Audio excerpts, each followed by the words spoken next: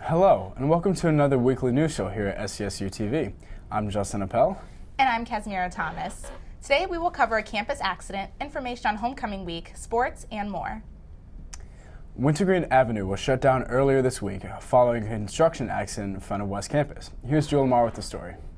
4 construction workers have been taken to the hospital after an accident that occurred right here in front of West Campus. The workers were replacing a steam line in the trench when the walls of the trench collapsed at around 9:15 a.m. New Haven firefighters responded to the initial call. There was 4 trapped initially. 1 and 2 were removed by workers on site and able to remove on their own power. Number 3 was still trapped with 4 on arrival of our first 2 unit. In the process of them getting set up, number 3 was removed with assistance of workers here, and number 4 was rescued by the firefighters on scene. The SCSU police also came when they got word of the incident.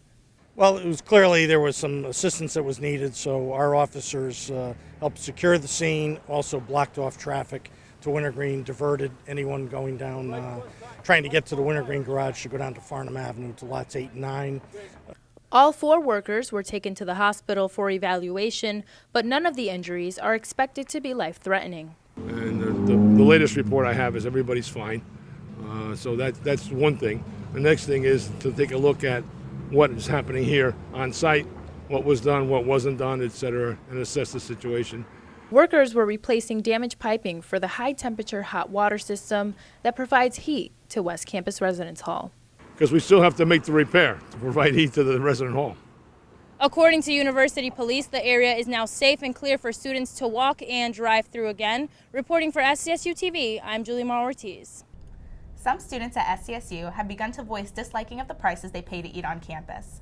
North Campus residents have said the marked up prices for food in the North Campus market adds up over time, and they would like to see what can be done in order to make it more affordable.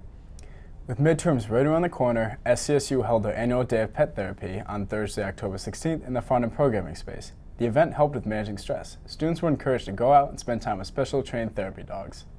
The Multicultural Center held an art show in remembrance of Frida Kahlo on Monday, October 13th. Our own Katie Kraychek was there. October is National Hispanic Month and also LGBTQIA History Month. The Women's Studies Center, Multicultural Center, and Sexuality and Gender Equality Center worked together to put on an event called Self-Portrait Remembering Frida Kahlo. The event was held on October 13th, and food was catered by Extapa Grill in New Haven. Students celebrated Kahlo's life by watching a documentary and discussing her paintings. Lauren Todd was in charge of the event. I'm the grad intern for the SAGE Center, which is the Sexuality and Gender Equality Center, and I'm in the Women's Studies Master's program here at Southern.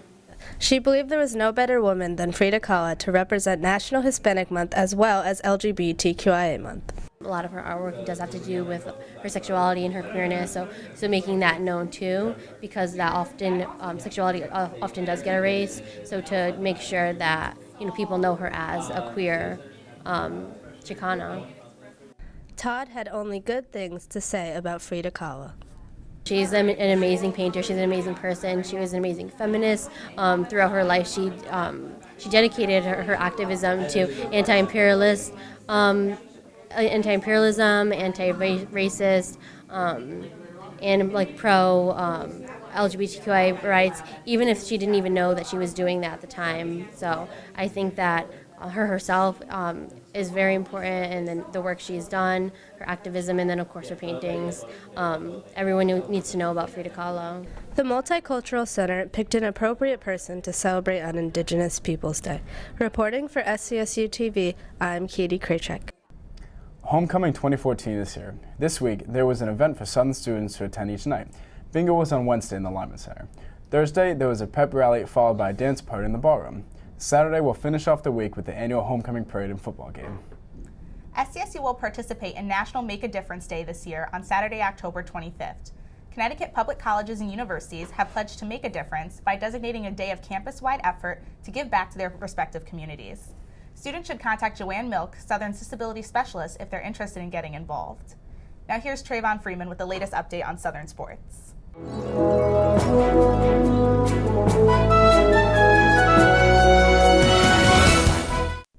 Women's soccer has a 7-3-1 record after a 3-0 win against St. Michael's College on Monday. The team will play Stonehill on Saturday, October 18th.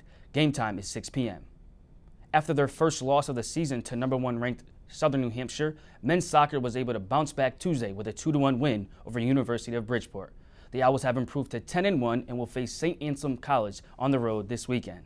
The football team took a tough 27-14 loss to cross-city rival University of New Haven over the weekend. The Owls will be back in action this Saturday for their annual homecoming game against Bentley University.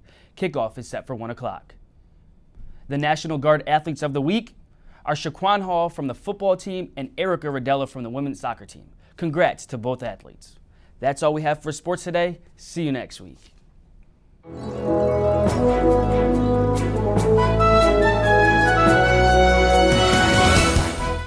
Thanks, Jay, and thank you for watching. I'm Justin Appel. And I'm Kesmira Thomas. For more updates, follow us on Twitter and Instagram or watch us on channel 919. See you next week.